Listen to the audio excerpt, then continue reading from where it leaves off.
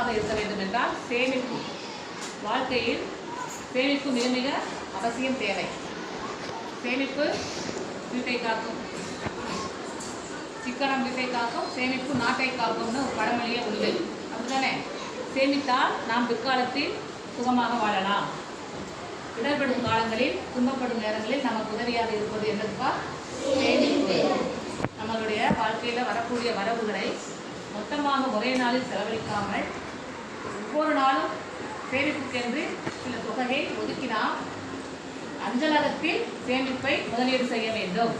அப்படி செய்கின்ற சிறிய சிறிய முதலீடு பிற்காலத்தில் நமக்கு மிகப்பெரியதாக பயனுள்ள முறையில் பயன்படுத்தும். சிறு துளி பெருவெள்ளம் என்பது போல் சிறுக சிறுக சேமிப்பை பழகிக்கொள்ள வேண்டும்.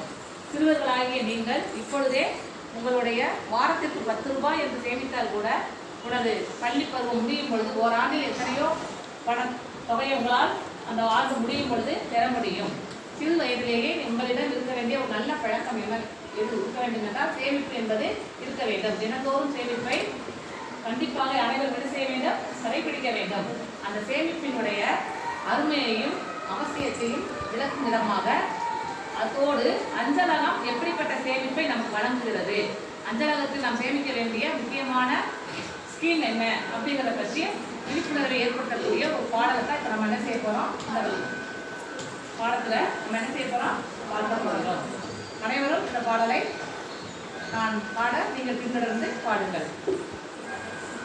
சேமிப்பு நல்ல சேமிப்பு, சேமிப்பு நல்ல சேமிப்பு, உன் வாழ்வை காக்கும் சேமிப்பு, உன் வாழ்வை காக்கும் சேமிப்பு, சேமிப்பு நல்ல சேமிப்பு, சேமிப்பு நல்ல சேமிப்பு, உன் வாழ்வை காக்கும் சேமிப்பு, உன் வாழ்வை காக்கும் சேமிப்பு, நாடும் வீடும் வளமாக, நாடும் வீடும் வளமாக, நம் வாழ்வு என்றும் சுகமாக, நம் வாழ்வு என்றும் சுகமாக, நாடும் வீடும் நலமாக, நாடும் வீடும் நலமாக, நம் வாழ்வு என்றும் சுகமாக, நம் வாழ்வு என்றும் சுகமாக,